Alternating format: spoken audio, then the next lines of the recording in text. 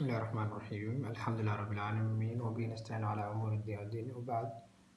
يا رب اشرح لي صدري ويسر لي أمري أولا السلام عليكم ورحمة الله وبركاته عاو مادة بالعمل waa engineering physics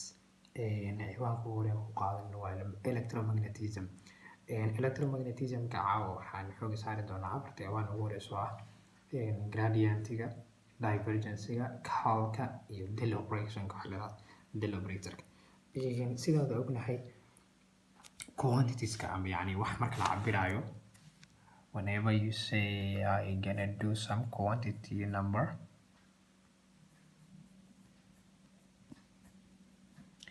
quantitieska waxaa loo kala qaadaa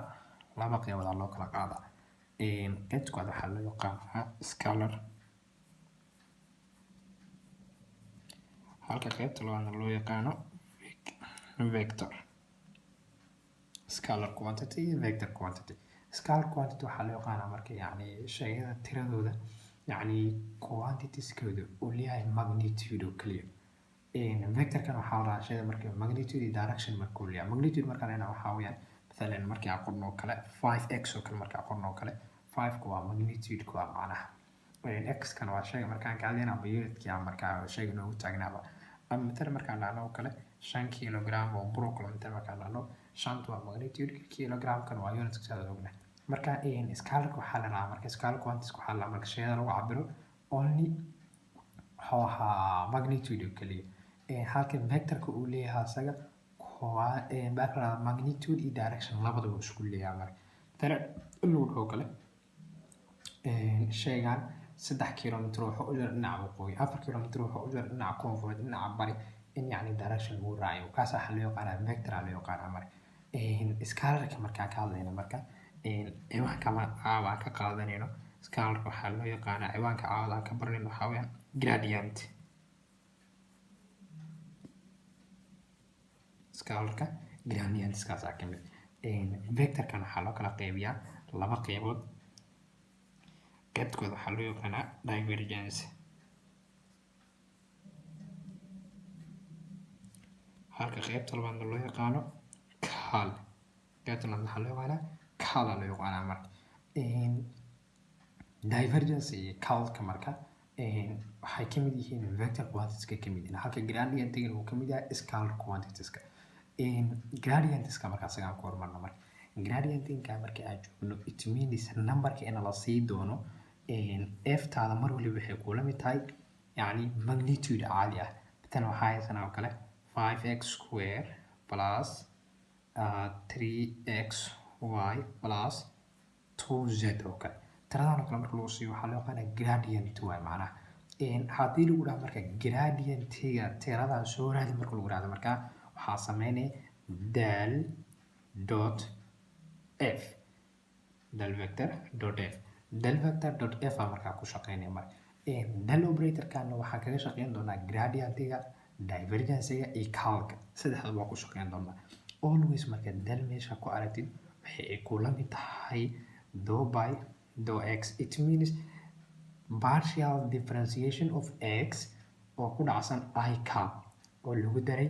partial differentiation of y oo ku dhacsan j cap oo lagu daray partial differentiation of z oo ku dhacsan k cap del mar waliba yani qiimahaas ay ku leegtaa marka del mar waliba qiimahaas ay ku leegtaa marka haddii tiradan inta loo siiyo oo lagu yiraahdo yani tiradan waxaa soo raadaysaa gradientigeeda f taada waxaa ku dhufanaya del vectorna mar walba waxay kula mid tahay I by do by do x means partial differentiation of x يعني x inaa differentiation ku sameynayno qaab partially ah I think inaa hore usoo diraasayna partial differentiation iyo wax la yiraahdo total differentiation مثلا haddii lagu siiyo kale 3x square oo kale مثلا haddii aas lagu dhaho partial differentiation ku sameeya sharciga muxuu ahaa labadan hore kusoo dhufo labadan hal ka jar yani waxay ahayd 2 power n مثلا haystaa oo kale differentiation aqso saartaa inta hal lagu soo waxay noqonay n 2 waxay noqonay inta hore kusoo garaa waxay noqonay n 2 power n minus 1 inta hore kusoo dhufo waxaa leenahay markaa 2 power n minus 1 so same like that labadan aan xog soo dhufanana waxay noo noqonaysaa 6 x ka markaa x square waa halka gooy asaga marka laba hadii hal laga jiro waa hal oo kaliya 6x aan soo bixiso marka partial derivative of 3x square waxay kula mid tahay 6x ay kula mid tahay su'aal kale haddii aan ka bixino kale midna waxay haystaa oo kale 5x cube aan haystaa oo kale partial differentiation ku sameeyaa it means saddexda hore soo garaac waxay noo noqotay 15x x kaaga marka cubigiisa hal inoogu jiro wuxuu noo noqonaa square uu noqonaa marka so marka differentiation kaas qaabka in loo sameeyo waxaa loo yaqaanaa partial differentiation for example partial differentiation kan anagu yani example ka hadda taana haysano ah 5x square plus 3xy plus 2z anigoo haysano bal aan ku shaqeyna aan raadin gradientiga inta taas soo saarno sida kale gradientiga mar walba asaga waxaa loo isticmaalaa in yani qiimaha scalar quantity-ga ah loogu bedelo vector quantity scalar quantity-ga inaad ka bedeshid mar waliba oo bedeshid vector quantity it means markii aan rabno inaan yani scalar aan ka guurno oo aan rabno inaan aadno vector quantity inaan aadno waxaan isticmaalaynaa gradient waxaan rabaa isticmaalaynaa marka it means مثلا هذا waxaan waxa kale f taada waxay ku leedahay 5x square plus 3xy plus 2z waxaa raaysaa delta times f delta dot f it means يعني gradientiga soo saar waa macna gradientiga marka waxaa leenahay marka delta dot f waxay ku la mid tahay delta qiimaheedu waa meeqa marka hore u soo qaadan waxaa leenahay marka do by do x I cap plus do by do y j cap plus do by do z k cap oo ku dhacsana leedahay marka waxaan ku dhufanayna marka f aan ku dhufanayna marka f ta maanta qiimaha haysan waa maxay marka 5x square plus 3xy plus 2z plus 2z halkan marka inuu taagan tahay marka waxaan sameynaa marka do by do x kana waxaan ku dhufanayna mas'alada kulligeed marka su'aalaha dhamaanteed waxaan ku dhufanayna do by do x I kaaba ku garaacay marka haddii aan do by do x delta into f waxay la mid tahay do by do x kooda garaac marka masalada dhan hadda midna haddii ay haysato kala tusaale ahaan x plus y oo ku dhacsan 2 plus x oo kala tanaysta kala sidee ugu shaqeynaa x ka labada xab ku dhufanayso ama waxay noqonaysaa 2x plus x times x plus x square y kan garaac leedahay plus 2y y iyo x isku garaac plus xy leedahay soo meen يعني labada isku dhufanaysa x kan mid walba gooniisa ugu dhufanay y na mid walba gooniisa ugu dhufanay same like that do by do x I waxaan ku dhufanaa mas'aladan inta gudaha ku jirto dhan marka la soo laabanayna do by do y aad kooda garaacayna do by do z k ka baadal kulli kooda garaacayna marka do by do x haddii aan ku garaacno marka maxay noqonay do by 12 do by do x I cap qiimaha haysan aniga marka waa maxay qiimaha ugu horeeya marka 5x square plus marka do by do x ka darasiisa noogu soo hel do by do x I cap kana hore noogu soo garaac no problem godku ku xiga maxay marka 3xy 3xy plus marka waxa inoo xoog marka do by do x hadal marka noo soo qor do by do x I cap oo ku dhacsan godkuna ugu dambeeya waa maxay 2z inta marka waxaan kaga baxnaa marka do by do x kulli kooda garaacna marka again hada do by do y aan kooda garaacayna masaladan dhammaanteed marka waxaan leenahay qaybta labaad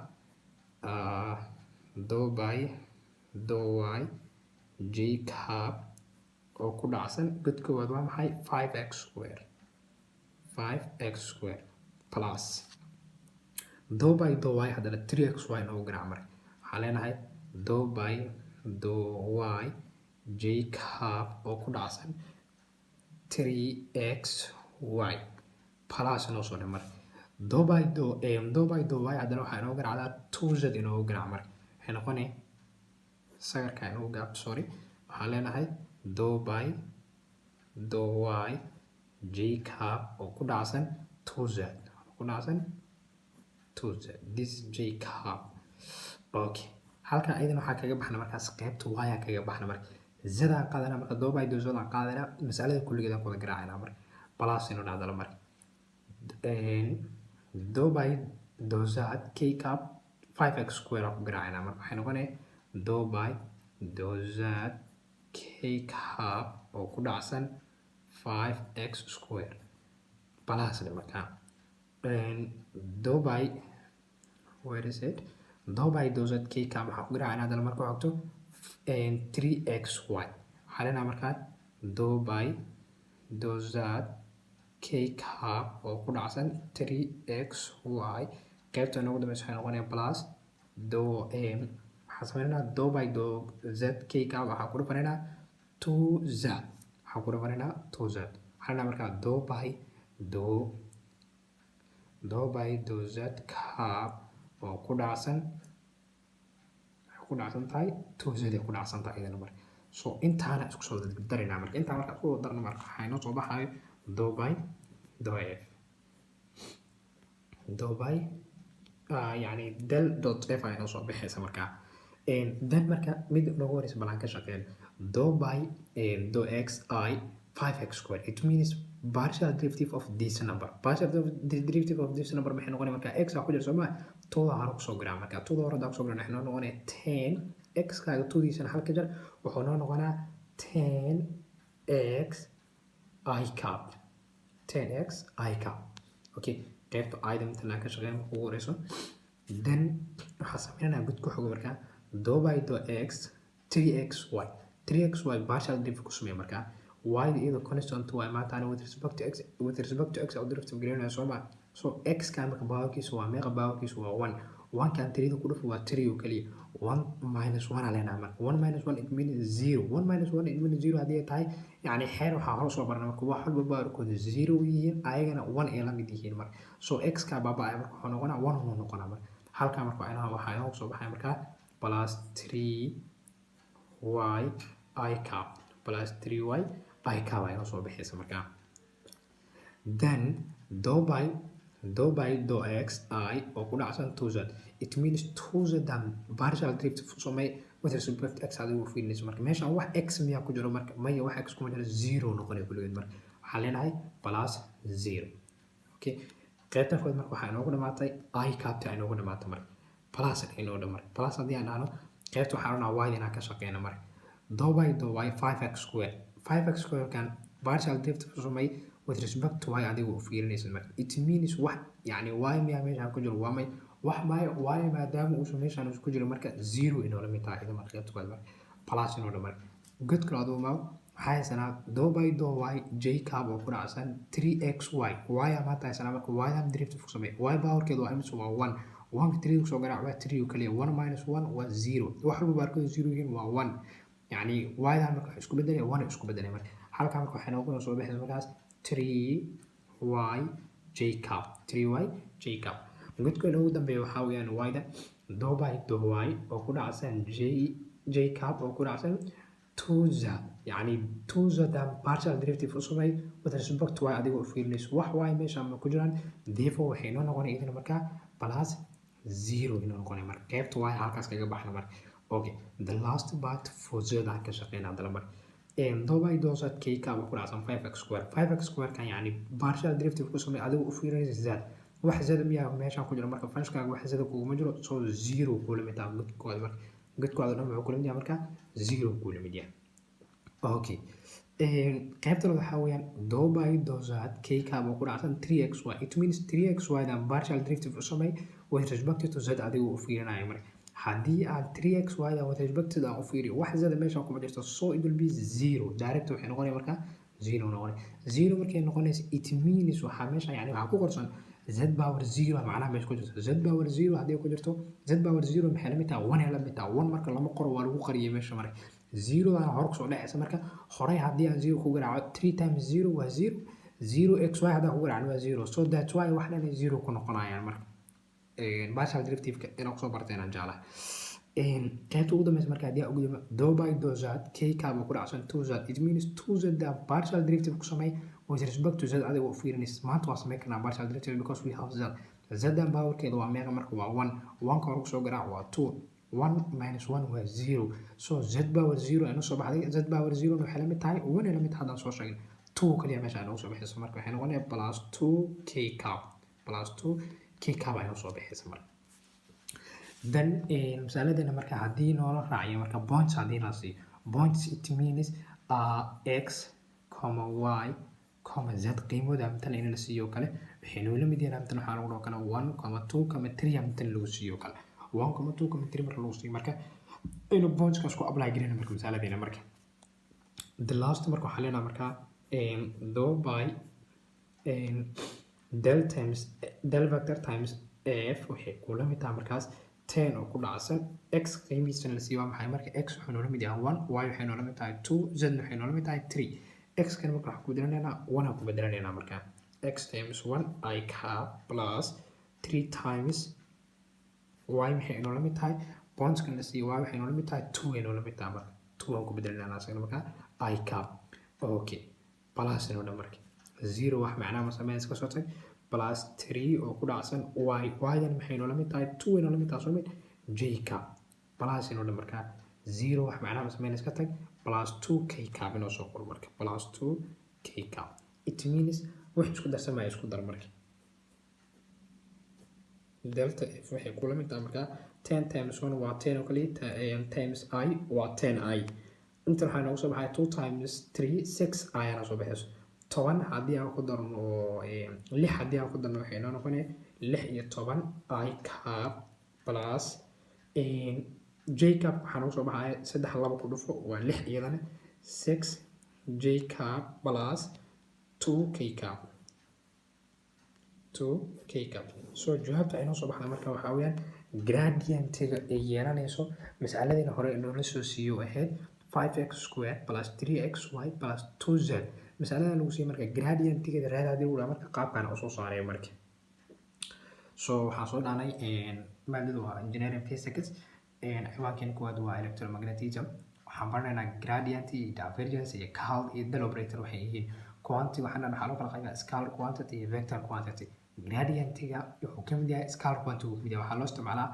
scalar quantity in lagu bedelo vector quantity waayo hadda qiimaha inta nagula siiyo waxaa weeyaan f ta inta la siiyo kale 5x square plus 3xy plus 2z la siiyo kale qiimaha la siiyo marka waa yani scalar quantity waa yani scalar quantity inay yihiin waxa ay cadeynaya I cap iyo j cap iyo z cap yani iyo k cap ba wataan haddii ay wadan lahayn waxaan dhihi lahayn waa vector quantity waa marka I cap iyo ma laha ayaga marka waa ka shaqeynaa marka qaabka ugu shaqeynaa gradientiga f ka mar walba raadinayso waxaa leedahay delta times f deltadaadan mar walba qiimo go-an weeyaan intaani kula mid tahay delta marka delta intaas ay kula mid tahay f tan qiimahan la siiyey waa isku garaacayna marka anagoo isticmaalayno dot product marka garaaca marka hadda isku soo garaacnay qaybtan ay noo soo baxday ugu dambeyn waxa inoo soo baxday 16 I cap plus 6 j cap plus 2 k cap it means maanta qiimaha haysan waa vector quantity waa I cap j cap iyo k cap ay wataan gradientigana howshiisa qoobta dhan maxay scalarku wuxuu u bedelaa vector quantity u bedelaa therefore we have now vector quantity before na maxaa haysanay scalar quantity aan haysanay marka wabillahi tawfiiq wasalaamu calaykum waraxmatullahi wabarakaatu ciwaankan xiga insha allahu tacaala waxaa xog ku saari doonaa divergence iyo curl. Assalamu calaykum waraxmatullahi tacaala wabarakaatu.